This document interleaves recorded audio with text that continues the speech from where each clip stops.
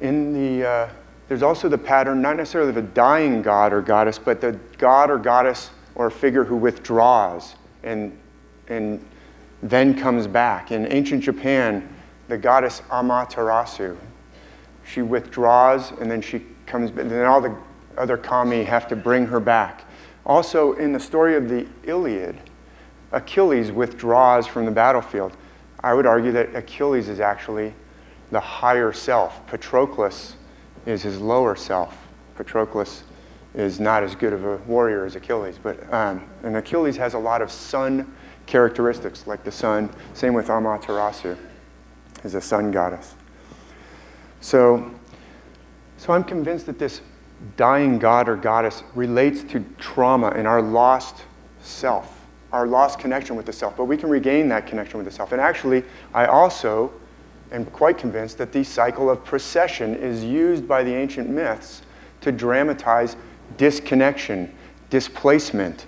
In fact, so here we have Osiris, the dying god, in Hamlet's Mill, very seminal book, Hamlet's Mill. The authors of Hamlet's Mill and also Jane B. Sellers in Death of Gods in Ancient Egypt point out that the slaying of Osiris by his brother Set is accomplished by Set along with 72 henchmen.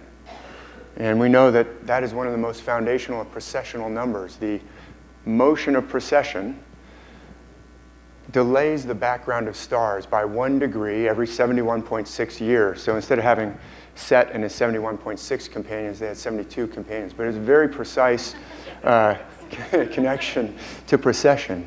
It delays the background of stars by 1 degree every 72 years, such that after a great number of years, 2,160 if you use 72, slightly different if you use 71.6, one constellation will usurp the place of the other constellation on the expected day. So that's why it's dramatized as one slaying the other or taking the place of the other constellation. It's a displacement, a disconnection. So precession can have to do with displacement and disconnection, just like the dying god of Osiris. But also, who's this? This is actually Odysseus. One of my favorites is the Odyssey. Since I was a child, I love the Odyssey. Now, Odysseus is separated from where he's supposed to be. He's separated actually from who he is. He's separated from his homeland of Ithaca. It's an island where he's the king, and he has a wife, and he has a son, and he's coming back from the Trojan War. He gets displaced from his place. And actually, these suitors have taken over his place. The suitors, this is a famous painting, but these are the suitors. They all want, each suitor wants to sleep with his wife and also kill his son Telemachus. They want to sleep with Penelope. That's Penelope. She's weaving. Every night she tears it back apart. That's kind of another metaphor of self-sabotage. You weave this beautiful thing and then you undo it. That also has to do with the higher self. But they want to take his wife, kill his son Telemachus. It's also... O Brother, Where Art Thou is based on the Odyssey, too. He's displaced from where he is. Well, how many suitors are there in the Odyssey? How many suitors have displaced Odysseus? If you know the answer, don't tell. It's a math problem. My math is not as hard as some of the math that you've seen.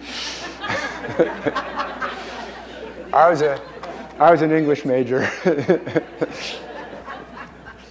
But they count it out in Book 13 of the Odyssey.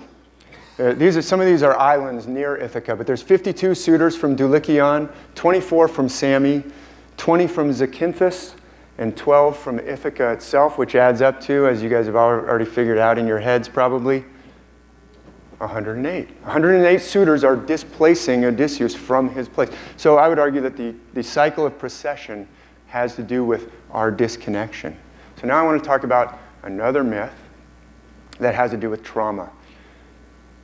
And that is maybe a familiar story to many here, the story of Adam and Eve.